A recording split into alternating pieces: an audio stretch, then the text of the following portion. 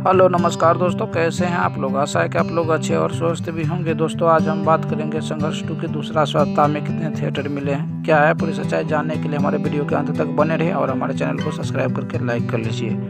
दोस्तों संघर्ष 2 को बिहार में 3 मल्टीप्लेक्स सिनेमा हॉल मिले हैं, जिनमें से हैं सिनेपोलिस पीजेपी मुजफ्फरपुर 2:10 पर इनका डेली शो है, और सिनेपोलिस ग्रैंड मुजफ्फरपुर 2:55 पर इसका डेली दोपहर का शो है।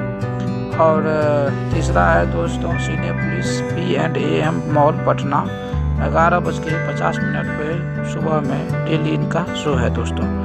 और दोस्तों और भी बहुत से ऐसे थिएटर हैं जिनमें लगे हुए हैं संघर्ष 2, जैसे बीना थिएटर पटना, स्वर्णगिरी, शेखर, सिवान, ऐसे बहुत से 40 थिएटर हैं जिनमें अभी धमाल मचा रहे हैं दोस्तों। ये था छोटा सा अपडेट, कैसा लगा कमेंट करके बताइए, और हमारे वीडियो को देखने के लिए दिल से धन्यवाद। जय हिंद दोस्तों, नमस्कार।